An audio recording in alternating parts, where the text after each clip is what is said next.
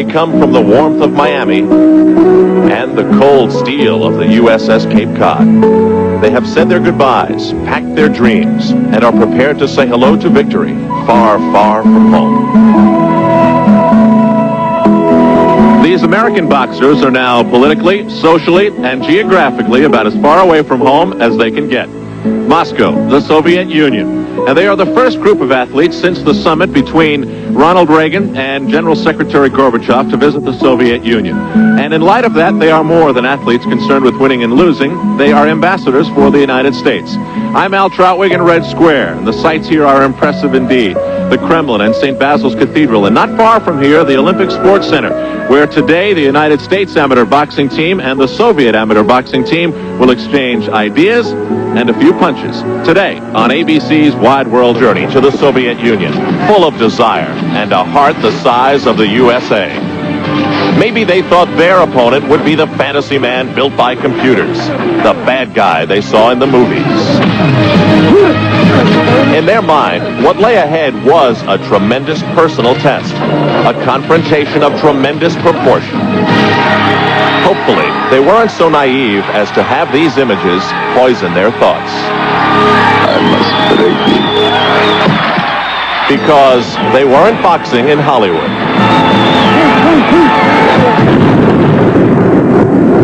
They were boxing in Moscow, and this has been the scene that has carried through the day. The Soviet boxer's hand being raised. 7 bouts, 7 Soviet wins. Hi, everybody. I'm Al Troutwig at the Olympic Sports Center in Moscow, and if you're an American boxing fan, I wish I could have a more optimistic greeting, but things don't look very good right now for the American boxing team. The Americans bring in a young, inexperienced team, and that inexperience is showing. None of the boxers on the American team had been to the Soviet Union before. The Soviets, well, they've got a world champion on their roster, a couple of European champions, plenty of World Cup champions, and overall a lot of talent. Here is a recap of what has happened today. Jose Areola, first bout, 106 pounds. 17 years old from East L.A., Alexander Makhmutov gave him a right to remember and a defeat to forget. Second bout at 112 pounds. Richard Duran, 19 years old from Sacramento, California, had little defense against Sergiu Pimsev. Another unanimous decision. Third bout at 119 pounds. Clay Jenkins, a likable kid from Franklin, Tennessee, was able to do little to stop Albert Kazanyan. 3 straight for the Soviets. In the fourth bout, Chuck Richards, 125 pounds, his first trip out of the United States. Samson Khachaturian of the Soviet Union did not offer a warm welcome. 132-pound Stanley Longstreet celebrated his birthday on the way to Moscow, but he did not celebrate once he got here. Orzabek Nazarov defeated him in a split decision.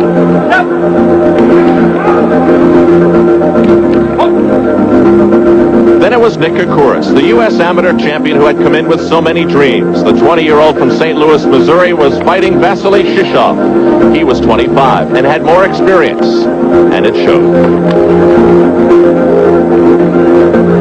And then it was to bout number 7. Frankie Lyles from Syracuse, New York. A tall boxer at 6'3", showed no offense. And Israel Kokokyan, who was a World Cup champion, was a winner again. On the replay, you'll see the strong right of a Kokokyan, which gave the Soviets their 7th straight victory. And the Americans' worst dream was being realized. And so now here is Timothy Littles of Flint, Michigan, trying to snap that Soviet winning streak. This is the second round after a first round that was relatively even. 156 pounds, and Akulov, another one of the Soviet boxers who has a wealth of experience at 26 years of age. He comes from Gomel in the Byelorussia region of the Soviet Union, and 2 years ago was the Soviet champion. He is now a gym teacher. Littles, the 1985 U.S. amateur champion. He has the credentials and the skills to pull off a first U.S. win right here. He was extremely nervous. Oh, a big right by Akulov, and he follows up with a tremendous exchange. Littles flashes the gloves as if to say, I'm still ready. But a big left by Akulov that snuck through the defense of Littles. And Littles is staggered. Referee Bilikton Baranikov of the Soviet Union breaks the boxers. Akulov sensing something here. That right got in there. Littles has the gloves up, but they have nothing behind them. They are unable to stop this barrage. And down he goes. A A big hit by Akulov, and Timothy Littles looks dazed. The standing 8 count in the second round. And now, Voronikov walks over to the ropes. I believe he is talking to the jury. Now, there are 3 judges at ringside here. We're using the 20-point must system. Roosevelt Sanders looks confused. I don't blame him. There are 3 judges, but they are not seated where Voronikov, the referee, is discussing things over the ropes.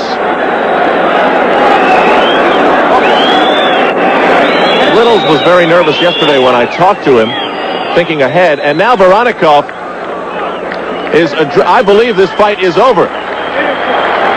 It is. Littles can't believe it, neither can the American corner. This fight has been stopped. The referee stops the contest at 1 minute 10 seconds.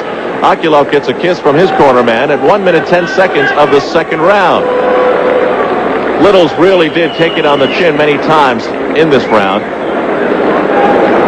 And now we have a chance to go back and show you the one punch from Akulov that ended it all. That right set it up, and Littles went down. And that was it. After a little confusion, Voronikov, the referee, stops this contest at 110. U.S. team coach Roosevelt Sanders and King Brookins, one of his assistants, chatting with Timothy Littles. They still seem a little surprised and shocked. Who can blame them? 10,000 fans have made their way to the Olympic Sports Center through the snowy streets of Moscow, and they come to the city with some beautiful sights and people of a very, very different life. A life we wish we could show you, of people waiting online for one brand of pantyhose, or simple cigarette lighters, or food stores that served everything but variety. Everything that is luxury seemed to be gone.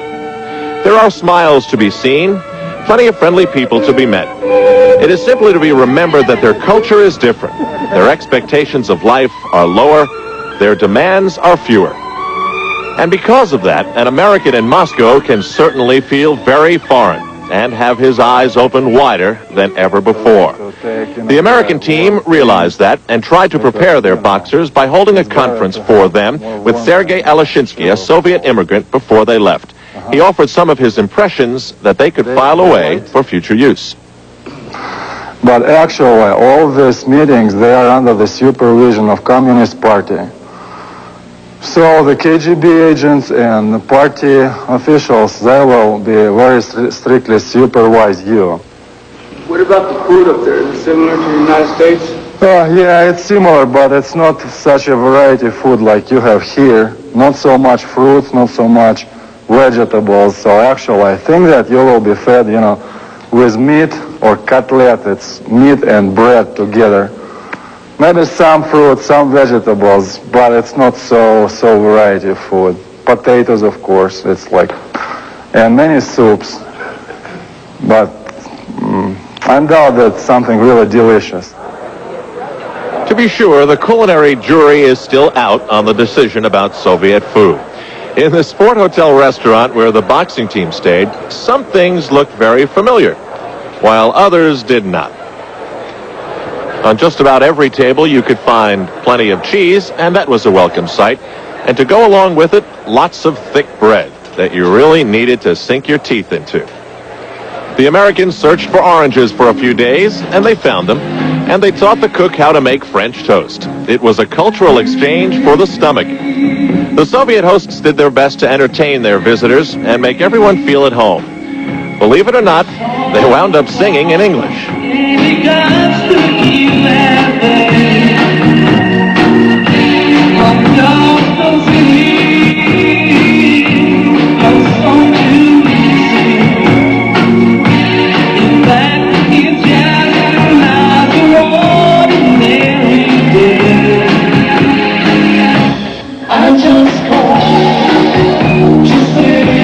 If only Stevie Wonder knew how his words and music generated thoughts of love in Moscow. Just say how much I care. Back at the Olympic Sports Center, the grim thoughts of the USA continue to prevail. They trail the Soviets 8-0. This now is Darren Allen.